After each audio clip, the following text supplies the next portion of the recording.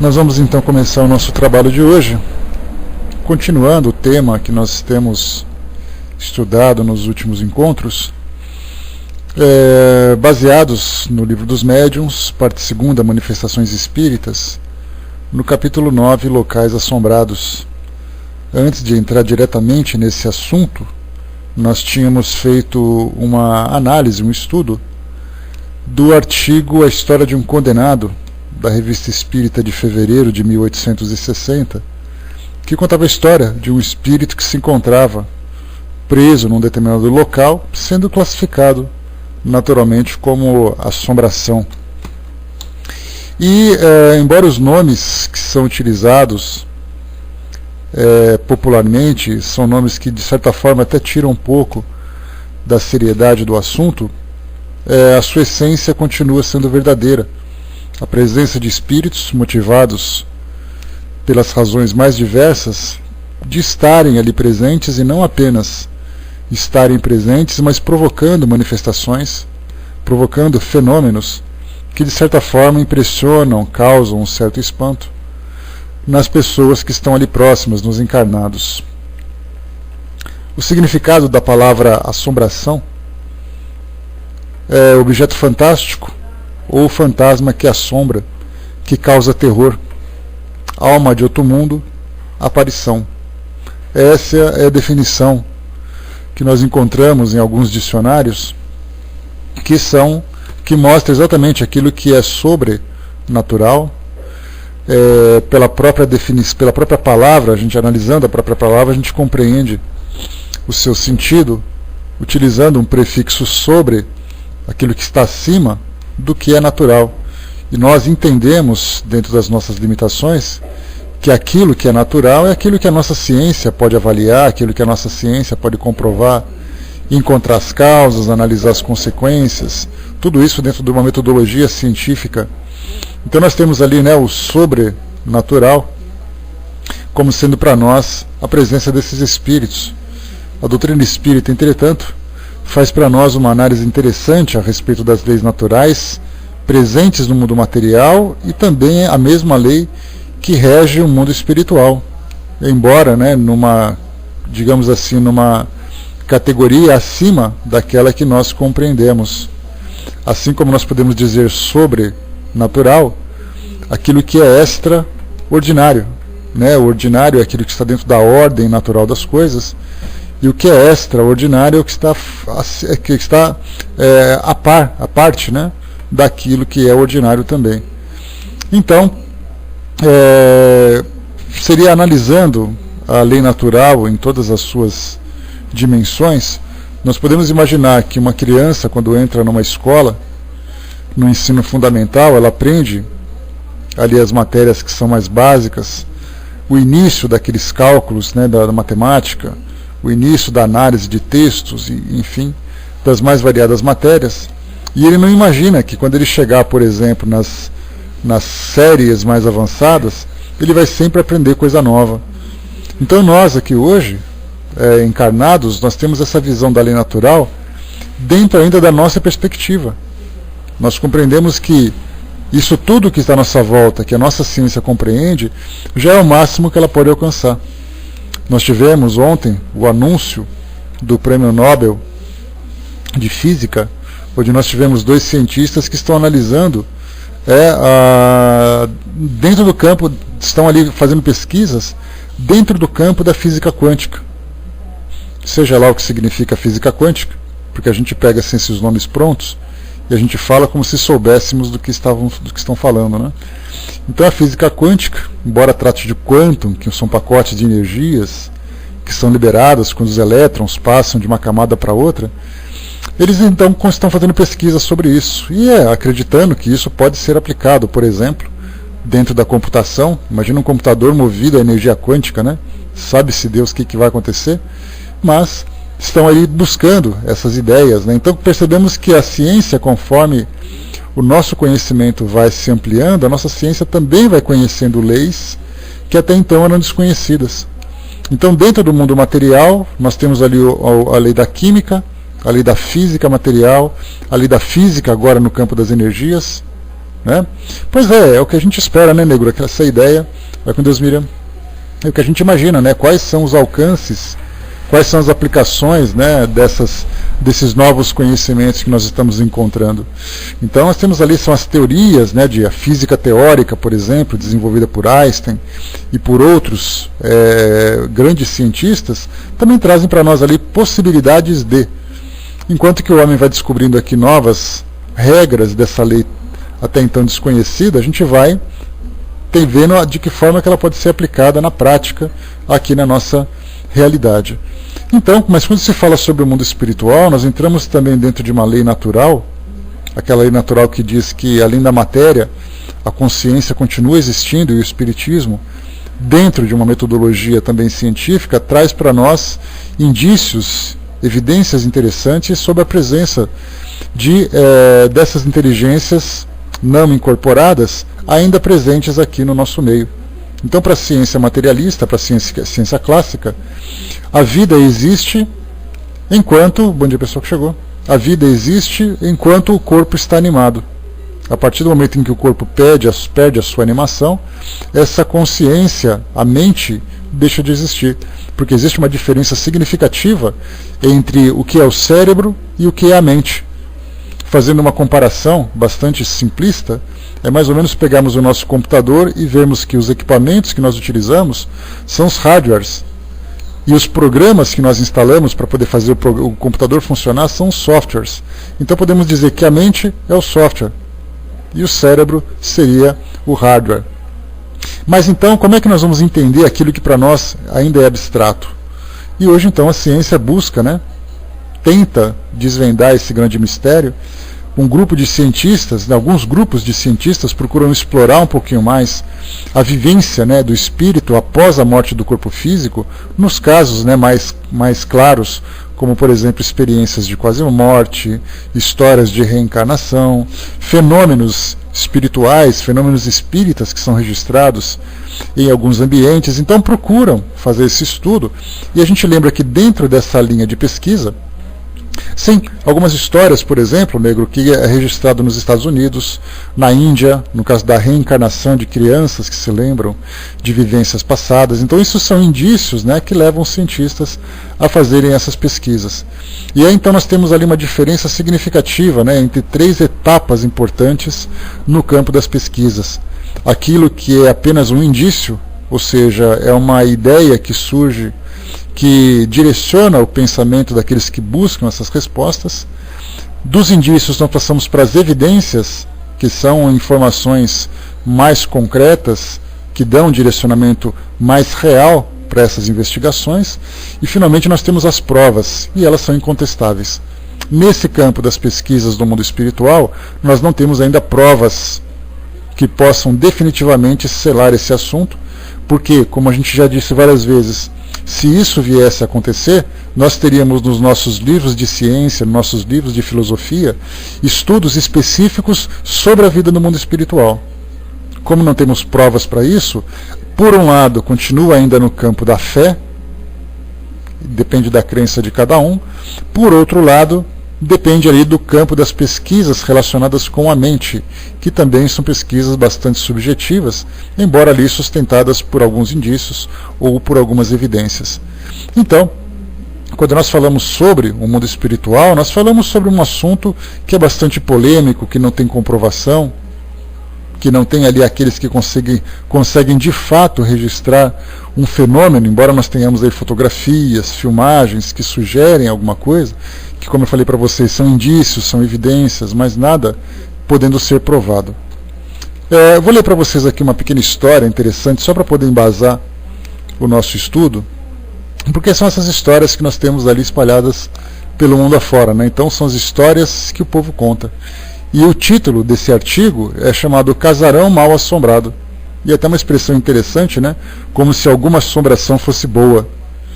Então nós temos ali mal assombrado como sendo ali quase que uma repetição daquilo que nós já trouxemos no título. O artigo diz o seguinte: bom, depois de ler alguns contos, tomei coragem para narrar uma pequena experiência sobrenatural que tive no início da minha adolescência. O fato que passo a narrar é inteiramente verídico, porém a crença na sua verdade pode não ser aceita por todos. Era inverno, e a nossa excitação era imensa. Estávamos nos mudando para uma casa nova, em uma cidade diferente da que havíamos morado nos últimos anos. Eu estava com 12 anos e via meus pais e irmãos encaixotar nossas coisas alegremente. Nossa nova residência era um casarão antigo, muito maior que a casa em que morávamos. O terreno era enorme e possuía um bosque com árvores frutíferas, um velho paiol e até um pequeno olho d'água. Nossa família era grande e composta de 9 pessoas. Meu pai, minha mãe e 7 irmãos, sendo 2 mulheres e 5 homens. Chegamos na nova casa e nos acomodamos da melhor forma possível. Eu dividia meu quarto com meu irmão mais novo e passávamos o dia brincando e explorando o local. Tudo ia bem em nossa nova residência, até o dia em que começamos a escutar sons estranhos. Do nosso quarto ouvi no meio da noite murmúrios. Algo como leves sussurros que lembravam a voz de crianças brincando. Acordei meu irmão para que ele ouvisse aquilo. Ele despertou e também escutava o som de crianças brincando na nossa sala e no grande corredor que ligava os quartos. Em nossa família não existiam mais crianças que pudessem estar ali. Apavorados, nos abraçamos e ficamos ouvindo aqueles sussurros. A noite foi passando e aos poucos o som foi parando, e apesar do medo, adormecemos vencidos pelo sono. No dia seguinte, contamos a história para nossos pais e irmãos, e todos disseram que havíamos sonhado e nada daquilo tinha sido real.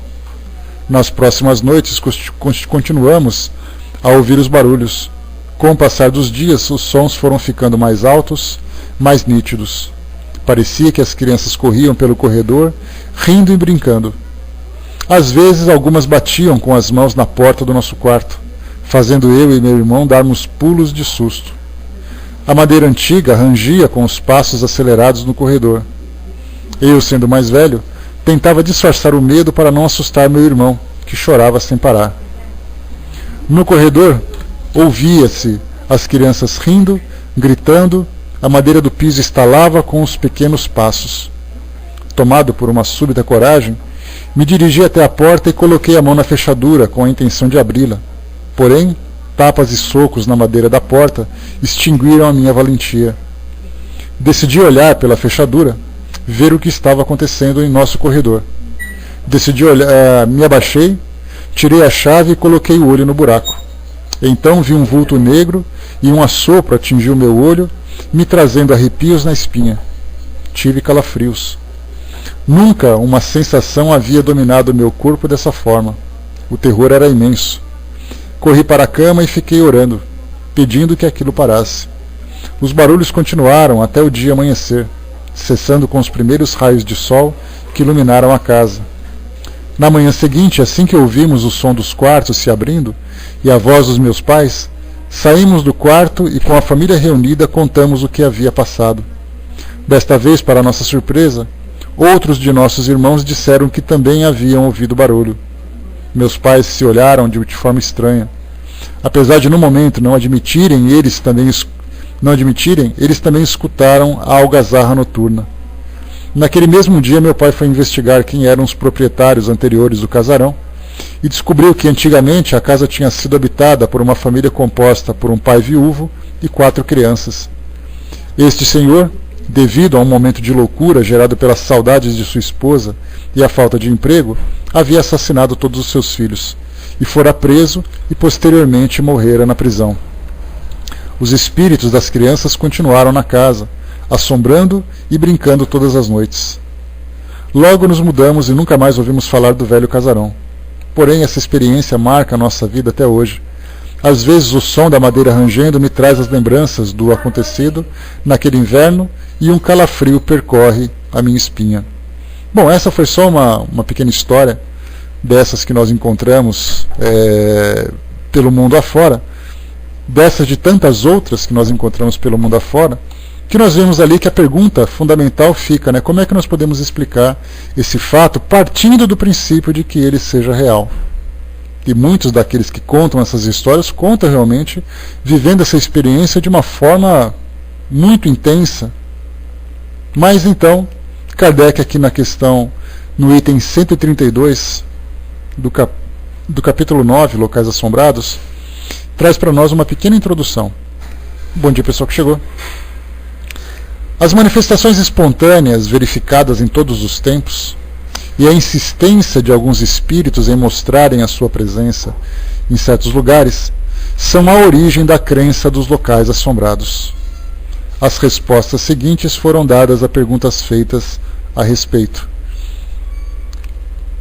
Bom, aqui de cara, né, a gente fica se imaginando, não sei de vocês, quem teve a oportunidade de viver situações como essa, mas realmente ela deve ser aterradora, né? Deve ser aquela assim de congelar. Moranguinho, um pouco mais acima, colocou, né, mal assombrado talvez no sentido de temeroso pelo desconhecido. Todo mundo morre de medo de ver um fantasma, até medo dos espíritas, né? Eu sairia correndo. Pois é, aquela situação que a gente colocou, né? Quando a gente fala de assombrado e você fala mal assombrado, acaba virando uma expressão completa, sendo que só o fato de ser assombrado já é o suficiente para poder mostrar que existe ali alguma coisa de estranho. Por isso Kardec colocou como título locais assombrados e não locais mal assombrados, né? Mas certamente esse mal vem realmente do medo que é colocado. A Vana colocou para nós, mas dizem que crianças que desencarnam vão direto para educandários, devem ser adultos se fazendo de crianças para assombrar. De fato a gente não conhece, né? Porque a gente pega um conto que foi passado e as pessoas contam aquilo que elas observam, contam aquilo que elas veem, né? Então podem ser ali lembranças, podem ser energias estagnadas naquele local, podem ser espíritos se passando por crianças, podem ser espíritos com pensamento ainda infantil, né? Bem assombrados, né? Bem assombrados no sentido de intensidade, né? Então na questão número 1, aqui desse item 132, Kardec faz a seguinte pergunta então aos espíritos. Os espíritos se apegam somente a pessoas ou também a coisas?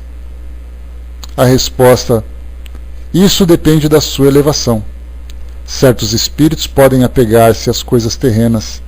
Os avarentos, por exemplo, que viveram escondendo as suas riquezas e não são suficientemente desmaterializados, podem ainda espreitá-los e guardá-los. Aqui nessa primeira questão a gente já conduz aqui o nosso raciocínio para uma pergunta fundamental, né? O que faz um espírito continuar presente num ambiente do mundo material? Quais são seus interesses?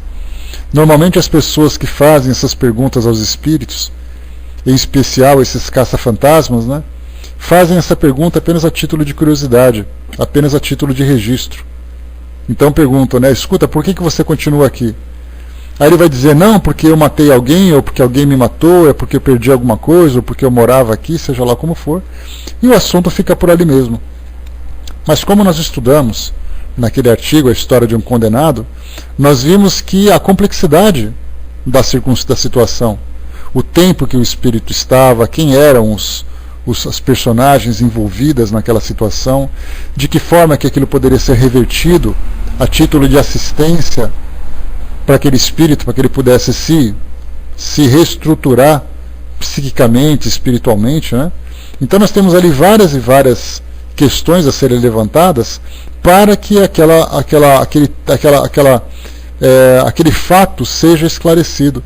E não simplesmente pergunta, por que você se encontra aqui? Cada espírito se encontra num local de acordo com o seu interesse, conforme foi colocado para nós, que isso depende da sua elevação. Eu lembro que certa vez eu conversava com meu cunhado, e ele trabalhava numa escola de freiras, né, uma escola antiga, inclusive.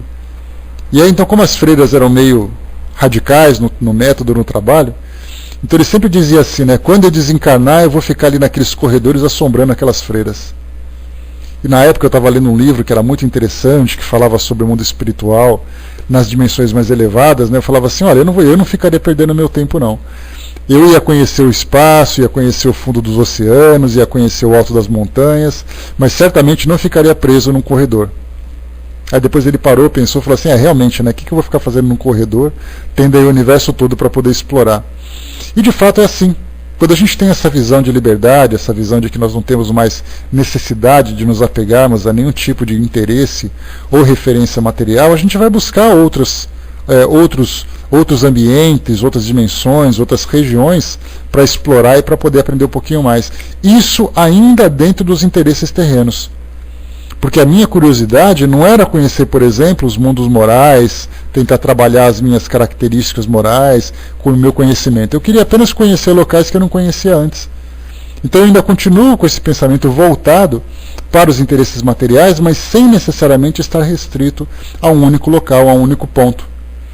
Nesse fim de semana eu conversava com meu primo que a gente falava sobre as riquezas do mundo árabe e naturalmente conversávamos sobre Dubai, né, com aquela toda estrutura, aqueles hotéis 6 estrelas, né, aquele formato de veleiro, aquela coisa toda. E aí então a gente pensava, né, como é que será que deve ser a suíte presidencial daquele hotel? Quanto será que custa? Como é que será que deve ser aquela coisa toda?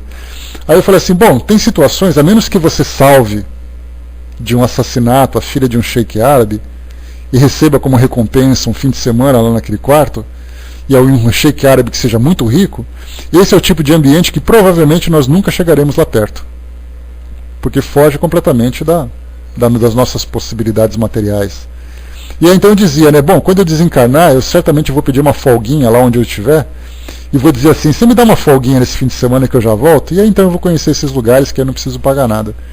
Então a gente vê assim que brincando com essa nossa mentalidade, a gente aproveita essa liberdade espiritual, essa liberdade do corpo físico que nós temos, para conhecer coisas que nós não conhecemos, para ir em locais que nós nunca fomos.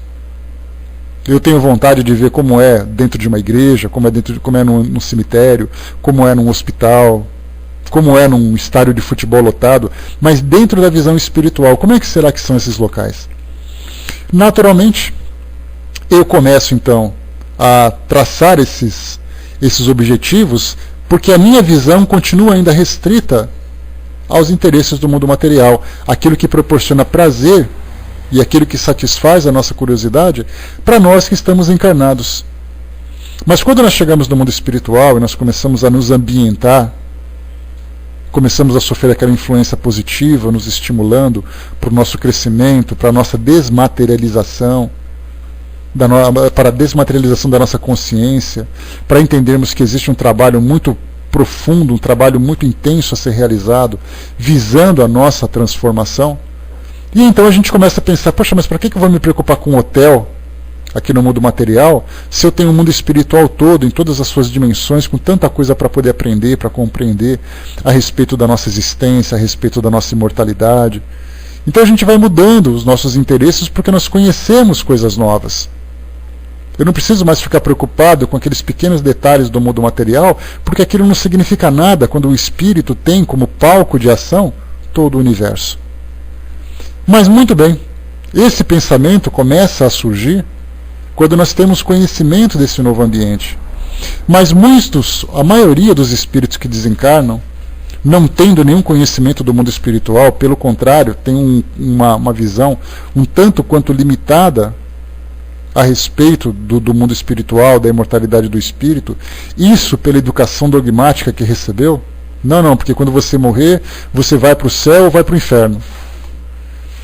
Mas aí o espírito desencarna, começa a olhar e fala assim, bom, eu não estou no inferno, eu não estou no céu. Eu estou aonde então? Aí ele começa a perceber, eu estou aqui ainda no mundo material. Eu sei que eu já desencarnei, mas eu continuo aqui. Como ele continua ainda preso aos interesses do mundo material, ele pode eventualmente se aproximar de pessoas, se aproximar de objetos ou de locais que ainda são objetos do seu interesse. Então ele não se expande no mundo espiritual, ele não vai em busca de novos conhecimentos, porque ele simplesmente não sabe que existe. E para ele isso é uma grande prova. Porque não é apresentado ao espírito as maravilhas do mundo espiritual se ele mantém ainda seu interesse no mundo físico. No mundo espiritual tudo por merecimento, ninguém recebe nada além daquilo que merece. Então se eu procuro me espiritualizar, se eu procuro fazer um estudo da filosofia que eu abracei, se eu procuro aplicar aquilo na minha vida para poder fazer com que eu me transforme moralmente, por que eu seria conduzido a um ambiente onde esses mesmos valores são cultivados? Se para mim o importante é o dinheiro, é o local, as pessoas e tudo mais, então eu vou ficar nesse ambiente sem poder desfrutar deles. Essa é a pior parte, os espíritos ficam presos a determinados ambientes sem poder participar. Muitas vezes ele fica vampirizando, usando a expressão de André Luiz, né? Fica vampirizando pessoas para tentar sentir as mesmas sensações, mas não é igual. Ele vai tentar sempre imaginar, ele vai tentar estimular a mente dele para tentar reviver as mesmas sensações e nunca vai conseguir. Nunca vai saciar. É aquele indivíduo, por exemplo, que era alcoólatra, um usuário de drogas, ou viciado em determinados comportamentos da sexualidade, ou seja lá como for, chega no mundo espiritual e tenta viver as mesmas coisas e não consegue. Porque muitos desses estímulos, para poder chegar na mente do indivíduo, tem que passar por um estímulo físico. É o corpo dele que proporciona, por exemplo, a sensação da bebida, o prazer da droga, o orgasmo e tudo mais que ele pode sentir, passa pelo corpo físico, estimulado pela rede neurológica dele, e aí então transfere para o perispírito e ele sente essa sensação. Fora isso, ele não consegue. Então, por mais que ele tente, por mais que ele imagine, ele vai ficar sempre tentando, mais ou menos como se vocês passassem, como se nós passássemos na frente de uma grande confeitaria, e ficássemos vendo um grande bolo de chocolate que tinha acabado de ser feito do lado de fora da vitrine. A gente ficaria olhando, tentando imaginar o sabor, tentando imaginar qual seria o cheiro daquele bolo de chocolate, tentando desfrutar de tudo que ele pode oferecer, mas sem ter contato com ele. E isso é uma prova, como nós vimos para os espíritos, porque chega uma hora em que ele mesmo, por estar cansado de não encontrar aquilo que ele gostaria, ele vai então pedir assistência. E é nesse momento em que ele começa a se desapegar do mundo material e começa a se aproximar do mundo espiritual. Então ele vai porque ele quer. Ele vai porque a partir daquele momento ele começa a receber merecimento para isso. Então, os nossos interesses, como eu disse para vocês, mesmo nós que somos espíritas, ainda temos uma visão muito limitada. Quando a gente fala assim, fechamos os nossos olhos, imaginemos como é o paraíso. Esse paraíso espiritual. A maioria de nós vai pensar num campo verde, gramado, com borboletas, com coelhinhos brancos, um lago lá no fundo com um casal de cisnes, um pôr do sol lá no horizonte. Quer dizer, a nossa visão de paraíso ainda tem uma referência ao nosso ambiente terreno. Nós acreditamos que o paraíso no mundo espiritual é um ambiente gramado, que não tem formiga, que não tem pernilongo, naturalmente, né? Mas que tem aquele bosque maravilhoso, aquela brisa que vem assim passando pelas árvores. Tudo no mundo espiritual para nós ainda se relaciona com o mundo material. Então nós chegamos no mundo espiritual e começamos a nos reeducar. Começamos a perceber que aquilo que é material não tem importância. E é por isso que muitas vezes, nessas referências que nós temos hoje, das descrições do mundo espiritual, nós temos ali aqueles ambientes, aquelas colônias, que apresentam esse cenário. E por que isso é necessário? Porque muitos de nós que chegamos no mundo espiritual não conhecemos nada diferente daquilo que a Terra apresenta. Ou pelo menos não nos lembramos daquilo que o mundo espiritual pode oferecer. Então cria-se um ambiente fictício, um cenário artificial, já que a vida no mundo espiritual é muito diferente da vida no mundo material. Essa vida vegetativa, por exemplo, que nós temos aqui, não é a mesma no mundo espiritual, não existe. Então você pensa, por que tem árvores, por que tem montanhas? E esses relatos não são relatos espíritas, são relatos de outras fontes também. Muito antes, nós vimos ontem, 1944, o lançamento de Nosso Lar. Na década de 30, na Inglaterra, um pai conversando com o filho conversando com o pai já era desencarnado, o filho perguntou, pai, onde você está? Eu estou num lugar que tem muito verde, muitas montanhas. Onde você mora? Numa residência. Isso veio na Inglaterra uma década antes de sair o Nosso Lar aqui no Brasil. Então percebemos que não é simplesmente uma criação de um médium, uma criação de uma doutrina. Na verdade, nós percebemos que essa ideia ela começa a ser difundida de modo generalizado. Assim como Dante Alighieri, lá no século, que a gente viu, século XIII, século XIV, não era isso? Século XVI, que vocês me falaram ontem, não me recordo, que comentou a mesma coisa. Ele andava, por exemplo, num bosque para poder encontrar a sua amada e depois chegar no paraíso, onde tinha árvores, flores. Então esses paraísos artificiais, utilizando uma expressão de um filme atual que está no cinema, esses paraísos artificiais são criados para que a gente possa se adaptar a ele. Não adianta a gente querer imaginar que chegaremos no espaço, num vazio, nas dimensões superiores, que isso para nós seria um vazio, seria um nada. Nós enlouqueceríamos, porque nós não temos condições ainda de entrarmos em sintonia com essas dimensões mais elevadas. Por isso, então, a gente lembra sempre, né, que nós criamos essas imagens relativas à nossa vivência aqui no mundo material.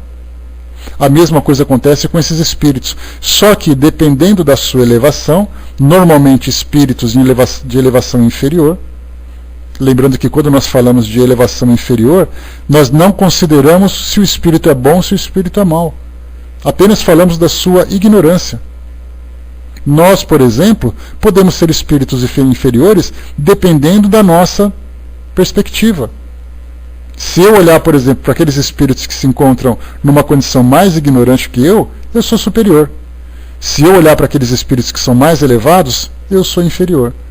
Então a maioria de nós, por ainda vivermos essa ideia do mundo material, essa ideia que o mundo espiritual é igual ao nosso mundo material e tudo mais, eu vou então continuar preso aqui a esses interesses. Por isso mostra para nós que, nesse caso, aqueles espíritos que sofrem mais, certamente são aqueles que são mais apegados. Aqueles que trazem, por exemplo, vícios, que trazem apegos destrutivos, como a avareza, o egoísmo, as viciações. Esses espíritos se apegam a determinado local e é ali que eles querem ficar, porque eles não conhecem nada de diferente daquilo.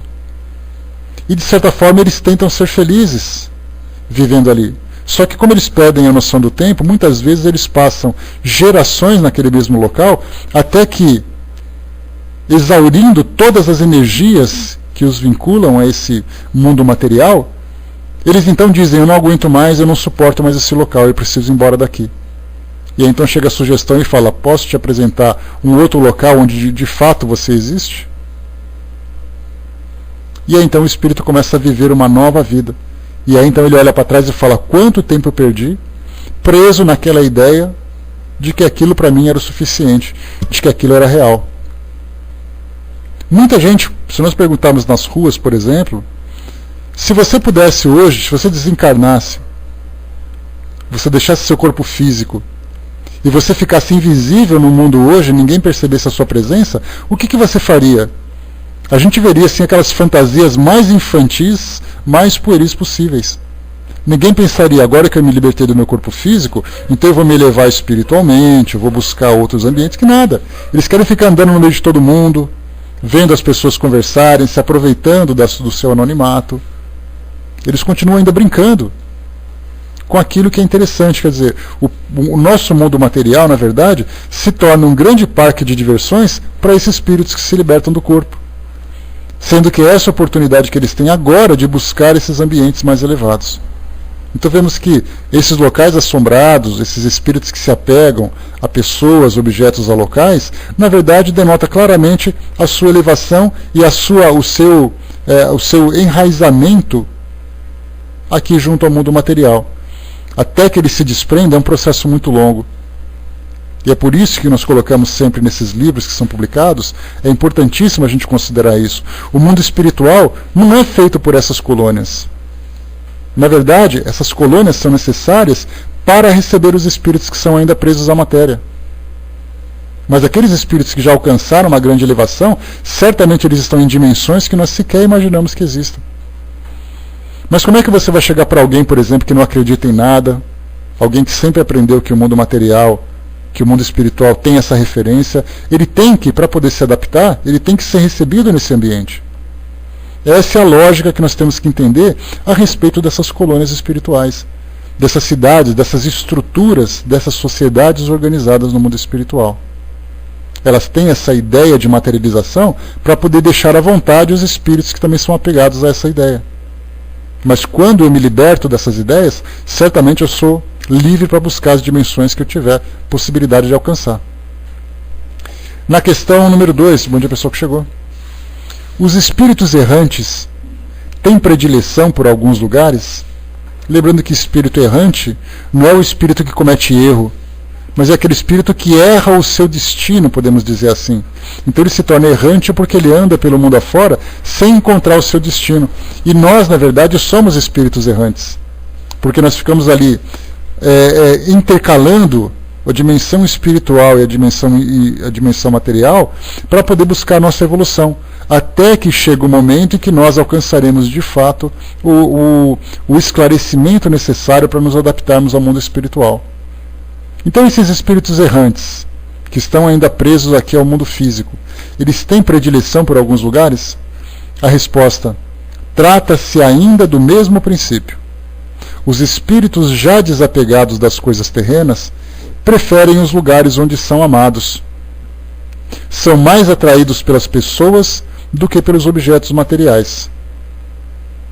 Não obstante, há os que podem momentaneamente ter preferências por certos lugares, mas são sempre espíritos inferiores. Bom dia, pessoa que chegou. Tá, então, para nós, olha só. Espíritos já desapegados preferem os lugares onde são amados.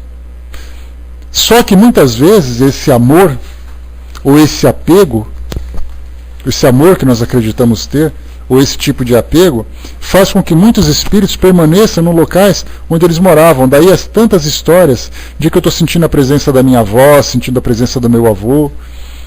Por mais carinho que se tenha por essa avó, ou por esse avô, ou por esse espírito que desencarnou, ele sente de fato a presença dele, porque é ali que o espírito quer estar.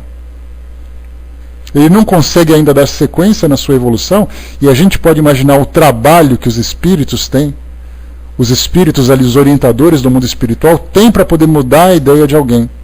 Imagina, por exemplo, uma mãe que desencarnou e deixou seus filhos ainda na idade de criança. Vai explicar para ela: você tem que deixar seus filhos porque você tem outro destino. Não se preocupa que seus filhos ficarão bem. E a mãe vai dizer: de jeito nenhum, não vou deixar meus filhos. E aí, então, muitas vezes, esses espíritos que ficam apegados às suas famílias se tornam, provocam influências negativas sem necessariamente serem classificados como obsessores. É importante a gente diferenciar o que é obsessão e o que é influência. A obsessão, como o próprio nome diz, é um espírito que está obcecado com determinado objetivo. Eu estou obcecado por ela, eu estou obcecado em prejudicá-la, eu estou obcecado por essa vingança. Isso é esse tipo de obsessão que torna um espírito um obsessor.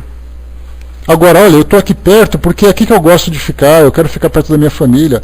Muitas vezes ele provoca algum tipo de sofrimento, mas na verdade a sua influência não é intencional. Mas mesmo assim ele existe. Por isso que nós temos que pensar sempre que nem todo espírito que provoca, por acaso, algum tipo de transtorno num determinado ambiente ou sobre determinada pessoa pode ser considerado um obsessor. De repente eu estou passando por aqui, vejo ali alguém realizando algum tipo de atividade, me interesso, me aproximo, as nossas vibrações não entram em sintonia, ele começa a se sentir mal, aí ele vai dizer assim: nossa, eu estou com um obsessor aqui perto. Ou, como diz popularmente, tem um encosto aqui perto de mim.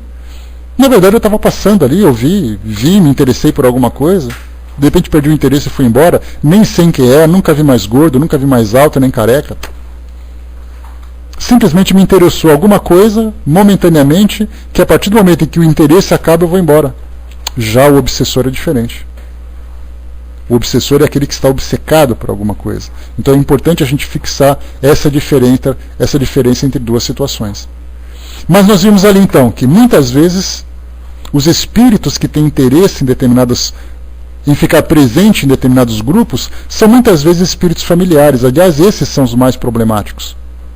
Porque eles não querem, a vida deles era uma vida de apego.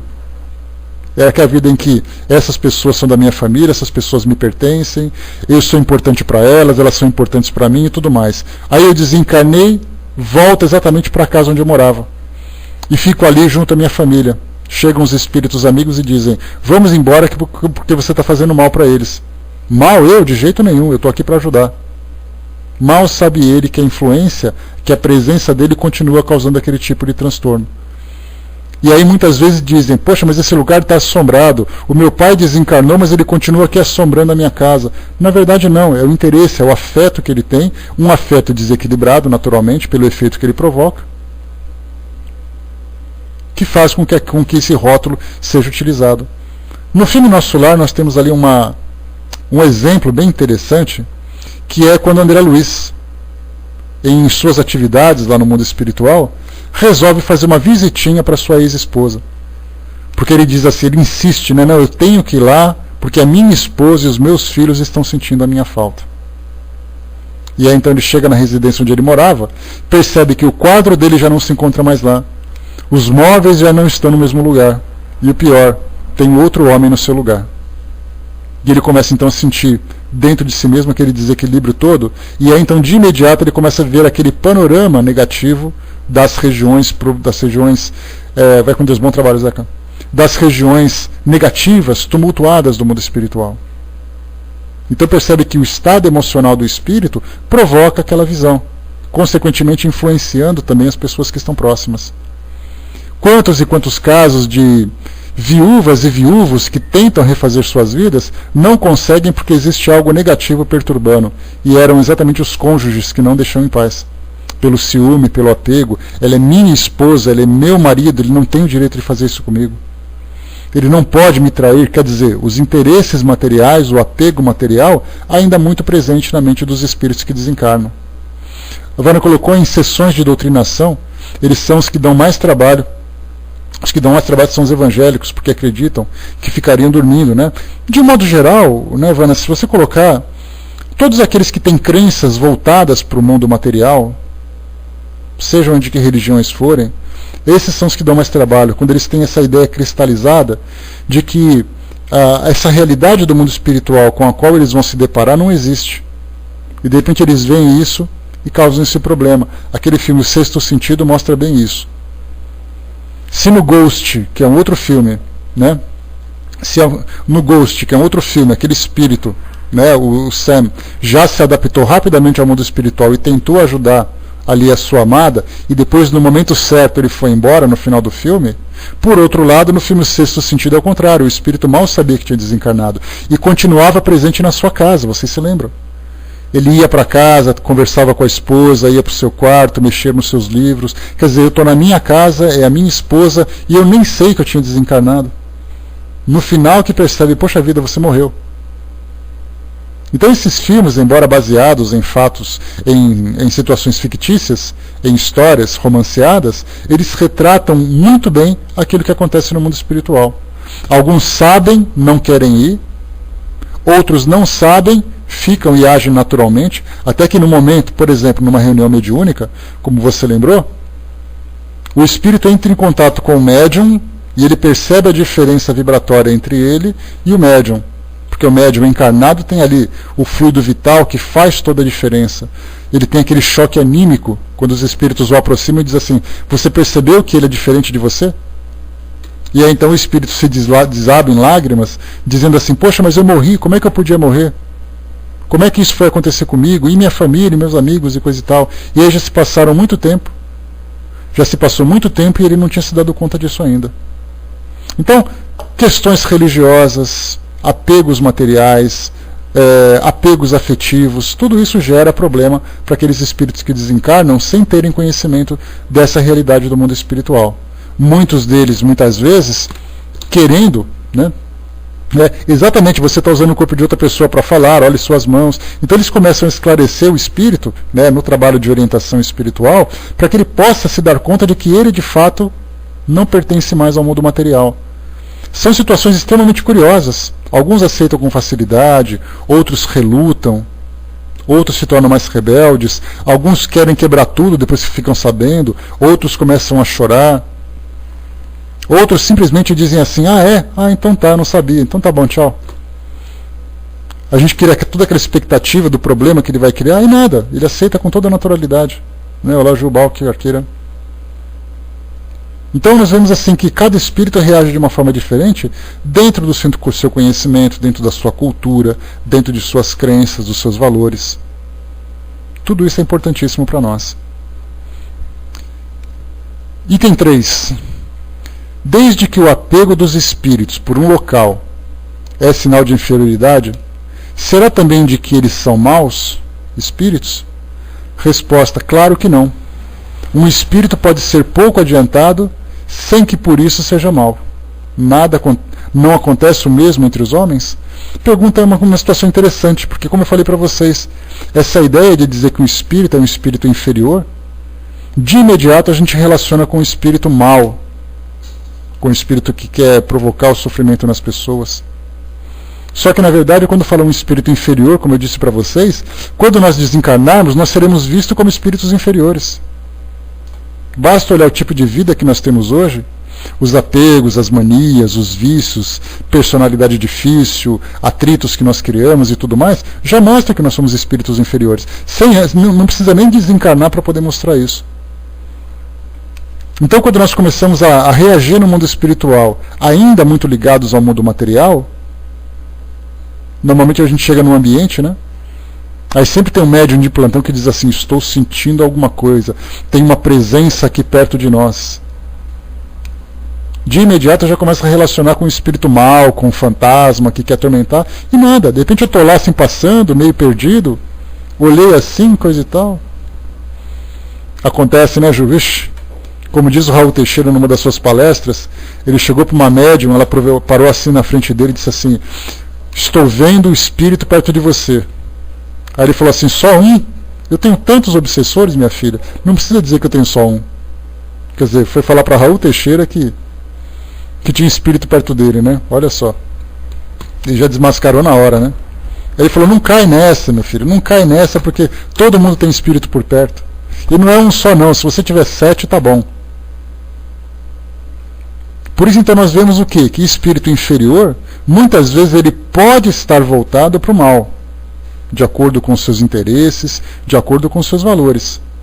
Mas muito mais esse espírito inferior, ele pode estar muito mais numa condição de ignorância do que de maldade. Né? Pois é, de porcos são vários, né, Balco? Encarnados e desencarnados ainda por cima, esse que é o pior. Né, Beijão Rei? Então nós vemos assim que essa ideia de inferioridade, normalmente a gente rotula, né? Nossa, vários espíritos inferiores se apresentaram lá na nossa reunião mediúnica. Quer dizer, que ideia é essa de classificar os espíritos como inferiores se nós fôssemos superiores? Aquele colocou, né? Cheguei há pouco, né? Então não sei se já foi falado, mas tem uma dúvida. Dizem que os espíritos precisam do fruto animal para mover objetos ou fazer barulho. Então não existem esses movimentos ou barulhos sem médio por perto? Esses estudos que colocam aparelhos dentro de casa, chamada mal assombrada, não registrarão nada sem o encarnado por perto? Essa é uma resposta, uma questão interessante, Arqueira, que o próprio Kardec já colocou aqui no Livro dos Médiuns. Até coloco para você aqui na questão exata. Laboratório do Mundo Invisível, ou um pouquinho antes, está aqui para nós, as manifestações físicas espontâneas, no capítulo 5. Então ele lembra sempre, numa das respostas em que ele perguntou, os espíritos colocaram, inclusive foi São Luís que colocou, ele disse: é sempre necessária a presença de um encarnado que ofereça essa possibilidade para que realize um fenômeno. Só que esse por perto é o que para nós acaba ficando meio complicado. Qual é a distância precisa em que o espírito consegue ir até o local? Como Kardec coloca, ele disse isso no Livro dos Médiuns, o espírito pode coletar esses fluidos e levar até o local de interesse. Então, na verdade, pelo menos eu não tenho conhecimento de saber em que distância em que o espírito pode conduzir esse fluido. Ele fala coletar o fluido, colocar num recipiente e levar até o local de interesse. Então a gente não sabe exatamente qual é o local. Então quando fala sobre transporte de objetos, inclusive ele relata um caso em que numa casa em Paris, objetos eram lançados da rua em direção a um apartamento. Essas pedras, então, que eram carvões, né? Não carvão vegetal de churrasco, mas o carvão mineral, que era muito utilizado naquela época. Então esses carvões eram lançados, atingiam policiais, atingiram pessoas dentro de casa, atingiram a coitada da empregada da casa, e aí descobriram que era a empregada que era médium de efeito físico. Ela morria de medo, coitadinha, porque ela ficava lá assim, as pedras tudo voando para cima dela. E aí, conversando com os espíritos, perguntou: quem é o foco desse fenômeno? A empregada. Então eles sempre colocam assim: toda vez que o espírito interage com o mundo material, é necessário que ele tenha esse fluido. Aí já me perguntaram: mas será que dos animais, os animais também podem doar esses fluidos? Será que dos vegetais também podem ser utilizados esses fluidos? Nós voltando um pouquinho agora para a questão do mundo espiritual, que nós conhecemos muito pouco, e infelizmente Kardec teve muito pouca oportunidade de explorar, é com relação às religiões de tradições africanas. quando a gente pega, por exemplo, os espíritos que lidam com fluidos da natureza para poder fazer um trabalho de cura. Que fluidos são esses? Por que eles recomendam tanto plantas? Plantas e minerais para fazerem ali esses trabalhos? De que forma que eles utilizam? Então, na verdade, nós temos ali um campo de pesquisa extremamente vasto para explorar, coisa que nós ainda não conhecemos, infelizmente. O Rei colocou, né, são coisas que ainda não sabemos com exatidão nos dias de hoje, tal como hoje já sabemos coisas que não sabíamos na época de Kardec. Né? Então aí já é uma lição de casa para vocês. Quem tiver a oportunidade de desencarnar nos próximos dias, não esqueça de anotar isso na caderneta, de pesquisar na biblioteca espiritual lá ou visitar algum local para ver como é que funciona e venha aqui contar. Não esqueça, hein? Porque eu já tenho uma relação, quando eu chegar no mundo espiritual, eu vou perguntar tanto que o pessoal vai me colocar na solitária. Põe esse cara lá porque eu não aguento mais ouvir ele falar. De tanta coisa que eu tenho para perguntar, de tantas dúvidas que surgem exatamente por isso. Como é que funciona isso? Como é que é aquilo? Como é que é aquilo outro? E se a gente não tiver essa dúvida, Vana, o que adianta o nosso estudo? Eu sempre falo que o estudo é positivo, o estudo é produtivo quando ele te deixa com dúvidas. Porque você esclarece um lado, mas surgem novas e novas perguntas. Eu vou virar um obsessor lá, Juliana, pode deixar. A Arqueira colocou, né, em André Luiz falam de espíritos coletando fluidos vegetais para usar na cura de uma pessoa. E isso nas religiões de tradições africanas acontece com muito mais frequência do que a gente imagina. Aqueles fenômenos que são muito interessantes, por que os animais são sacrificados e tudo mais, tudo isso é fundamental, porque há esse fluido vital, só que são fluidos vitais utilizados de formas diferentes. Então a gente pode ver assim, que não é simplesmente você generalizar, tudo é fácil, todo mundo pode, todo mundo quer. Tem que ter um conhecimento muito profundo para isso. E essas, nesse caso em especial que eu falei para vocês, essas religiões de tradições africanas têm um conhecimento dessa ciência do mundo espiritual que nós não imaginamos. Só que eles utilizam de um modo muito simples. Como diz Emmanuel, ele faz uma separação interessante entre aquilo que é mediunidade e aquilo que é mediunismo. Ele chama de mediunismo a mediunidade não educada, a mediunidade instintiva. Enquanto que mediunidade é aquela que é estudada, dirigida, coordenada. Então você pega, por exemplo, muitas vezes uma criança de 12 anos de idade que já está trabalhando com incorporações no mundo espiritual. Com 12 anos de idade, quer dizer, ela não tem conhecimento nenhum, mas de repente ela está dançando numa roda dessas rodas ritualísticas que eles fazem. Ela está aí dançando, incorporando um espírito. E ela não faz ideia como aquilo funciona. E é bacana e interessante pensar nisso, porque hoje muitos centros de Umbanda estão estudando o Livro dos Espíritos, o Livro dos Médiuns e o Evangelho segundo o Espiritismo. Muitos amigos espíritas que eu tenho vão até essas instituições darem palestras regulares, semanalmente, e os médiuns dessas instituições estão extremamente interessados em conhecer a teoria daquilo que na prática eles já fazem há muito tempo. Agradecido colocou, bom dia. Um espírito de um animal, um gatinho, por exemplo, deve estar vindo ao seu dono depois de que ele desencarna? Ou não existe espírito de animal? Sempre tive essa dúvida, porque amigas minhas diziam que viam seus animais depois de morto. Isso pode mesmo? É materialização daquele gatinho? Essa é uma pergunta que surge com frequência. E no nosso trabalho, no espiritismo.net, nós recebemos muitas questões, tanto no caso de uma pergunta simples, ou no caso de atendimento fraterno, de pessoas que sofrem com seus animais. Sofrem por causa de um cachorro, de um gato, de um pássaro. E então nós, para respondermos, nós temos uma parceria muito interessante, que vocês podem até procurar para conhecer um pouquinho. É um blog chamado Os Animais e o Espiritismo. Coloquem lá, Animais e o Espiritismo. Eles têm muitos artigos publicados a respeito dessas aparições, dessas manifestações de animais, que são reais. Que elas estão ali, inclusive Ernesto Bozano, no seu livro A Alma dos Animais, ele trata desse tema. Ele traz ali 20 casos ou mais até de materializações de animais. Então isso foi comprovado por um pesquisador lá naquela época, no começo do século XX. Divaldo Franco faz comentário a esse respeito, Chico Xavier faz comentário a esse respeito, de que de fato esses espíritos podem estar presentes. Eu, inclusive, conversei com os espíritos, também os espíritos amigos, para tirar essa dúvida.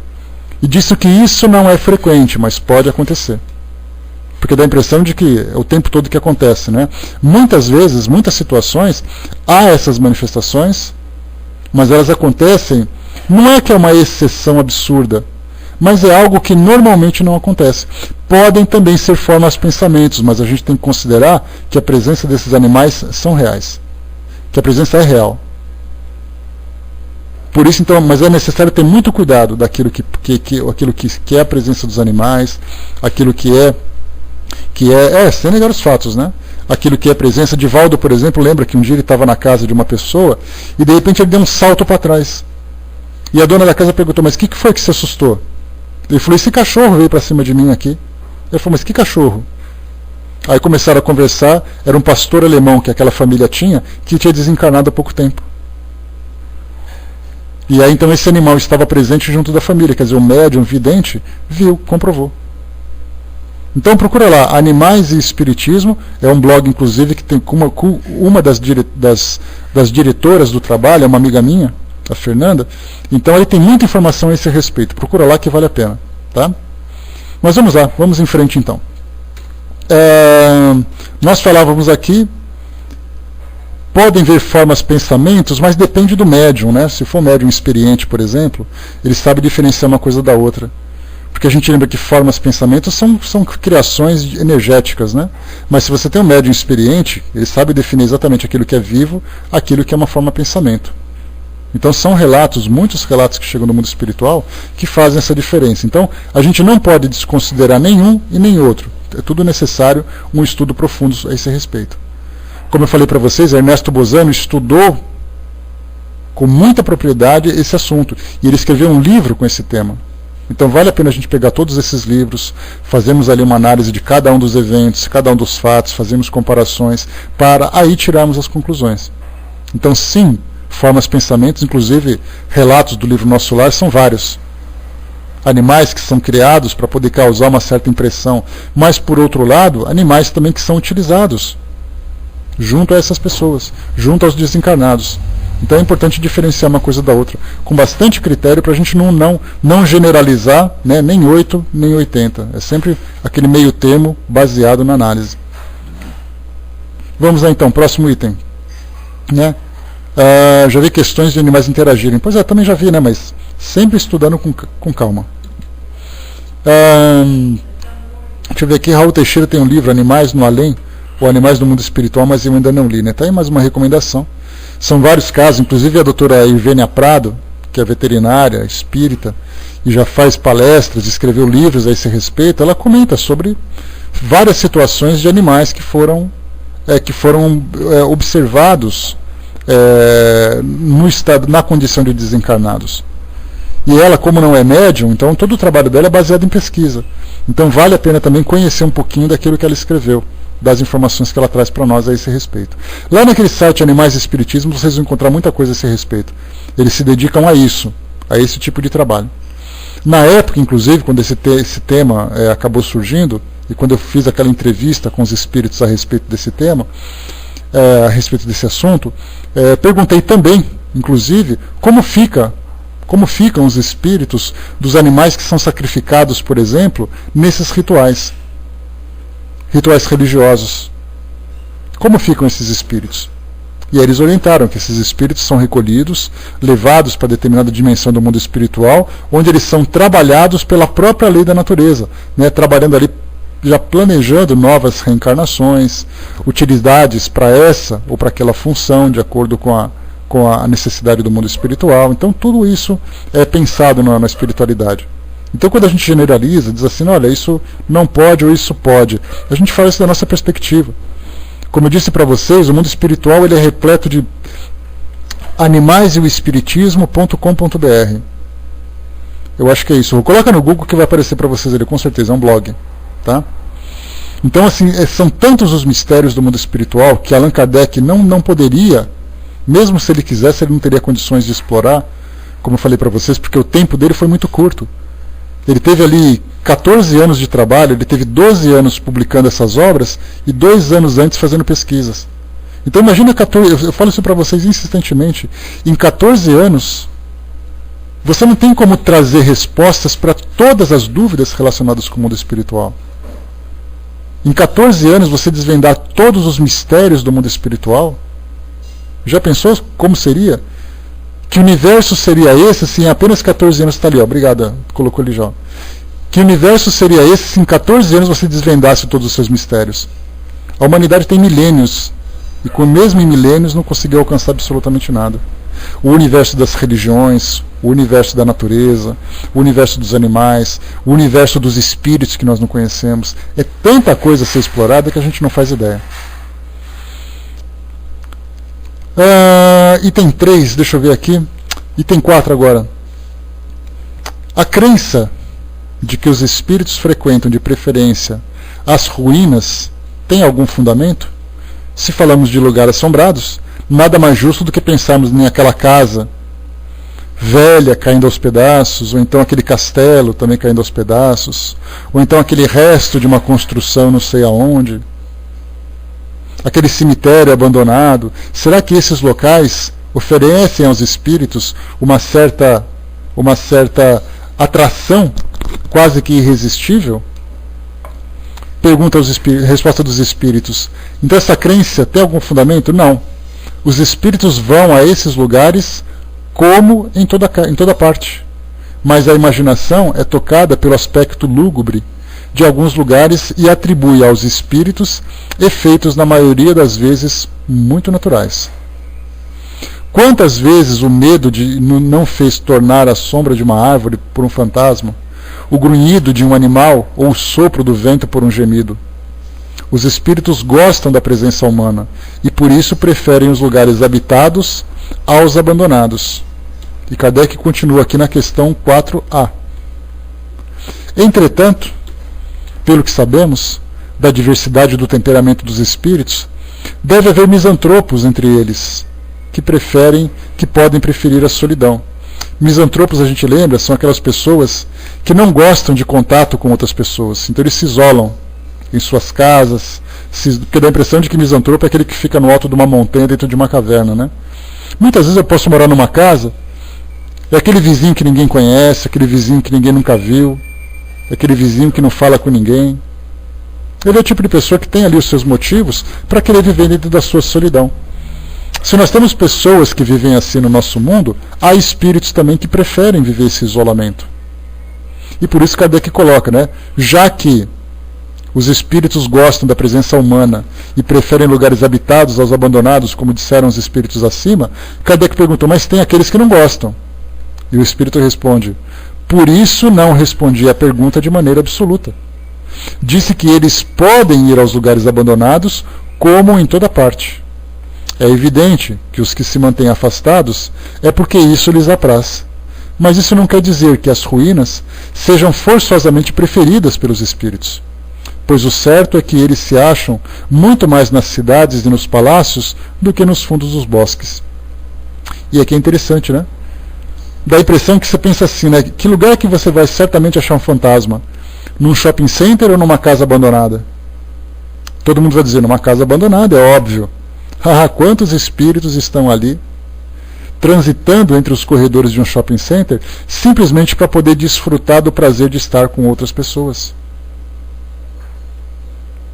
Essa é a parte interessante. Ou seja, em qualquer lugar. Basta apenas que ele tenha interesse em fazer alguma coisa.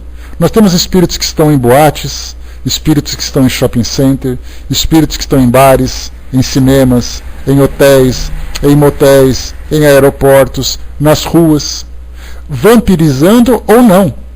Como a gente fala assim, vampirizando é aquele espírito que está ali com a intenção de querer absorver os fluidos do encarnado. Esse espírito tem uma intenção viciosa.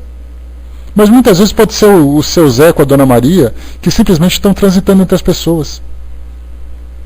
Passando por aqui, passando por ali. Lembro de um relato interessante num livro que eu li, que ele foi escrito na década de 30, década de 40, década de 50, quando era muito forte o Jockey Club no Rio de Janeiro. Ele tinha muito... ele era muito frequentado.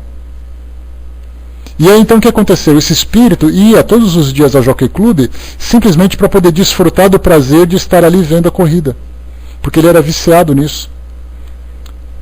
E aí de vez em quando ele chegava no guichê onde faziam as apostas e tentava influenciar o encarnado para fazer a aposta que ele queria.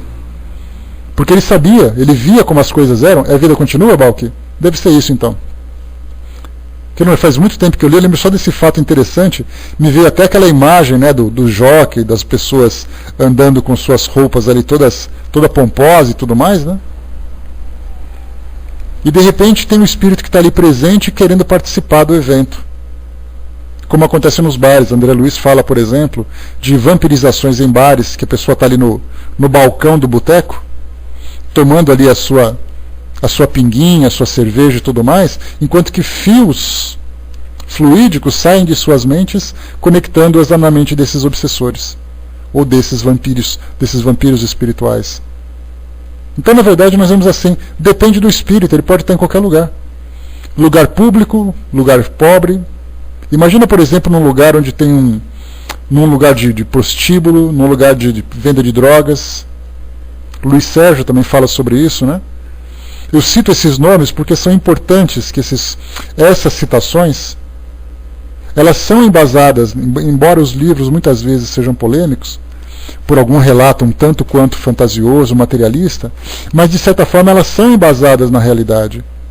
Se nós temos, por exemplo, Luiz Sérgio, que fala sobre espíritos que estão ali presentes nos locais onde as drogas são vendidas, influenciando os traficantes, influenciando os usuários e tudo mais, Allan Kardec, no livro dos médiuns, fala que ele foi ao teatro com uma médium vidente e viu ali um espírito sentado assistindo a uma peça. Outro espírito, inclusive, influenciando os atores lá no palco. Está na codificação. Então nós vemos que isso é real. Basta que a gente analise o contexto, para que não seja fantasioso demais, que não seja uma história muito exagerada, mas esses são fatos. Então, na verdade, assim, as ruínas provocam em nós encarnados uma certa impressão. Mas aos espíritos, depende. Buscador ao vivo, bom dia. Mas aos espíritos depende de suas preferências. Eu certamente não estarei num lugar desse. Lembra que eu falei para vocês que meu cunhado gostaria de estar, por exemplo, no corredor da escola que ele dava aula para poder assombrar os professores? Tem gosto para tudo. E ele falou sério. Eu consegui demovê-lo dessa ideia. Mas ele falava assim, mas eu vou ficar naqueles corredores gritando lá para todo mundo sair apavorado. Vou atormentar aqueles professores, vou atormentar aquelas freiras, porque era uma escola de freira, né? Eu vou atormentar aquelas freiras. Eu falei, mas é muita crueldade, né? Então nós temos escolas que são assim, com essas histórias de escolas, histórias de hospitais antigos, campos de batalha, tudo depende do quê? Do interesse do espírito e do modo como ele cria aquele cenário na sua mente. Quantos campos de batalha continuam ainda habitados pelos espíritos, porque eles continuam revivendo aquele combate onde eles desencarnaram? Quantas e quantas vezes? Fazendas que tinham escravos, que sempre falam que vultos, gritos, gemidos, aquela coisa toda. Por quê? Porque os espíritos continuam ali presentes por intenção ou por estarem mentalmente vinculados àquele local e não conseguirem se desprender, como foi aquele artigo que nós lemos, a história de um condenado. A Vanna colocou prédios históricos, são um horror, né? O Museu da Inconfidência de Ouro Preto foi pior em que eu estive, saí de lá correndo, né? Joelma, ia falar isso agora, buscador, bem lembrado. O Joelma, por exemplo, né, aqui em São Paulo, histórias que os funcionários contam, que naquele 13º andar onde aconteceu ali o maior, a parte pior do incêndio todo, os funcionários dizem que às vezes eles ouvem passos, ouvem vozes e gemidos onde não há pessoas. E aí a gente pergunta, é assombrado? É. Mas o que causa a presença desses espíritos? Esse é o ponto fundamental que a doutrina nos inspira. A perguntar, a pesquisar. Não apenas saber, é assombrado e ponto. Não. A questão é, tem espíritos ali. A pergunta é, por que eles estão ali? E o que nós podemos fazer para ajudá-los, se é que eles desejam ajuda? Meus amigos, encerrando por aqui o nosso trabalho, estamos em cima da hora. O assunto é sempre interessante, né? Nós estudamos durante os nossos últimos encontros, como eu falei para vocês, estudamos o artigo A História de um Condenado, da Revista Espírita, e aí então, hoje nós voltamos agora para o Livro dos Médiuns, já estudamos aqui esses 4 essas 4 questões e um pouquinho, essas 4 questões a respeito desse assunto. Só para a gente poder encerrar, vocês escreveram aqui, a Vânia colocou, a energia da parte de cima era insuportável, muita angústia, a igreja do Aleijadinho também. Eu estive em Ouro Preto, Vânia, há alguns anos, e como eu não tenho, eu sempre falo que eu sou médium tijolo, né? Não sinto absolutamente nada. Então, para quem tem mais sensibilidade, certamente percebe essas vibrações. Mas quando eu vou para um lugar, eu gosto muito de pesquisar sobre história e tudo mais, quando eu vou para um local e eu paro e fico olhando, a minha mente de imediato se transfere para aquela época. Então eu fico imaginando as pessoas, eu não vejo nada, né? Não é nada, né? Eu ficava imaginando as pessoas andando por ali, ficava vendo pelourinho. Tem uma igreja ali naquela região, eu não me engano, não sei se era em Congonhas do Campo, nas cidades históricas de Minas, tinha um pelourinho, por exemplo, ali que eu ficava imaginando os espíritos sendo açoitados ali no meio daquela praça. Tiradentes, né, Balque? Obrigado. Uma igreja feita pelos escravos, aquela coisa toda, né? Se eu fui à prisão, olha, eu me lembro que eu fui no museu. Não fui na prisão, não. Fui no museu, andei em algumas lojas para comprar ali alguns objetos e tudo mais. Aí fui em Congonhas do Campo, fui na Gruta de Maquiné, o roteiro ali, né? Então, um grande museu que tem ali em frente àquela grande praça, eu cheguei a entrar até lá. Fui sim, então eu fui. Eu só não lembrava que era prisão. Faz muito tempo, faz mais de 20 anos que eu fui nesse local e já não lembro mais, né? O buscador colocou na importância salientar que não necessariamente os assombros seriam as vítimas do incêndio, talvez apenas aproveitadores. Claro, né, porque que é muito divertido, né? Porque se a gente pega esses espíritos que são, como era chamado antigamente, né, os zombeteiros, ou esses espíritos mais arruaceiros, mais moleques, né, adoram fazer esse tipo de brincadeira. Então a gente já viu como é que é, né? O pessoal gosta de aproveitar também, né? Deixa eu ver aqui, tá, né? Eu quase desmaiei lá dentro, tive que sair rápido, tal, a condição dos espíritos que estão ali ainda, né? Pois é, né? Para quem não tem sensibilidade, que é tijolo, pode estar acontecendo ali um dilúvio lá dentro de energias negativas que a gente não sente, né? Talvez um mal-estar, um cansaço, coisa parecida, mas para vocês que têm sensibilidade maior, certamente sente um impacto direto dessas vibrações, né? Mas beleza, né? Pessoal, assunto muito legal, né? O estudo hoje foi muito bacana também. Então a gente já vai encerrando por aqui, porque já deu o nosso horário, e na próxima segunda-feira a gente volta a estudar esse nosso assunto, para dar continuidade aqui ao tema, né, lugares assombrados. Um voluntário para fazer o encerramento para nós, a nossa prece? Alguém disponível no momento? Já que a Vaninha não está aqui? Claro, Juliana, sem dúvida. Modesta que só. Algum voluntário para fazer encerramento para nós? Não? Então vamos lá. Meus amigos, vamos silenciar os nossos pensamentos, silenciar os nossos corações. Vamos evocar a presença de Jesus, nosso mestre e amigo, agradecendo a Deus também pela preciosa oportunidade que nós temos de estar aqui hoje conversando sobre os temas tão interessantes, tão instrutivos que a doutrina espírita nos proporciona, a respeito de alguns aspectos dessa lei natural que coordena a nossa existência, que muitas vezes nós não conhecemos. Nós agradecemos também a presença de vocês, amigos espirituais, que estiveram aqui conosco, ou nos orientando, ou aprendendo conosco, mas certamente colaborando para o desenvolvimento do nosso trabalho.